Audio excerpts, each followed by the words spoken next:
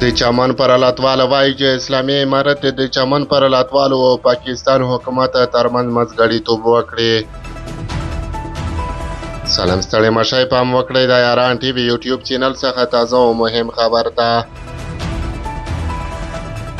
د چمن پر لاتواله د افغانستان اسلامي امارت څخه غوښتنه کوي چې د پاکستان د حکومت له لوري د پاسپورت د جبري کېدو د پریکړې په غبرګون کې د چمن پر لات ملاتړ وکړي او د پرلاتوالو او د پاکستان حکومت ترمنځ د ستونزې په حل کې منځګړیتوب وکړي.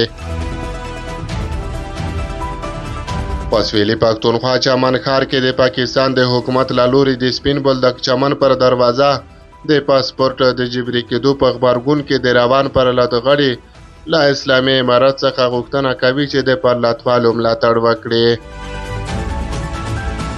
پرلاتوال له اسلامي امارت څخه غوښتنه کوي چې د افغانستان اسلامي امارت د پاکستان له حکومت سره د پرلاتوالو د غوښتنو د منلو په موخه ناسته وکړي.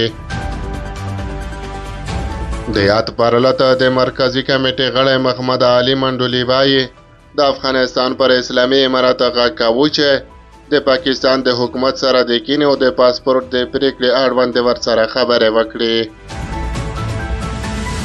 مخکې چې به پاکستان داسې خپل سري پریکړه وکړه نو د افغانستان له لوري به دروازه بندېدله، خو اوس اسلامي امارت ولې داسې ګام نه پورته کوي. دغه پرلاتوال خبرداری ورکوي او وایي که غوښتنه یې ونه منل شي په راتلونکو څو ورځو کې به د بلوچستان ایالتي اسمبلۍ دروازې وتړي او مخې ته به یې پرلت ووهي. همدارنګه د دغه پرلت سرلاری او صلح څکزی وایي کابل او اسلام آباد د په خپلو کې سره کینې او خبرې دې وکړي. اوس که اسلامي امارت او اسلام آباد ترمنځ کومې خبرې راغلې وي دوی ولې عام ولس په دې کې سوځوي. کابل او اسلام آباد باید یو ځای سره کینې او زموږ له سره د داور مړ کړي.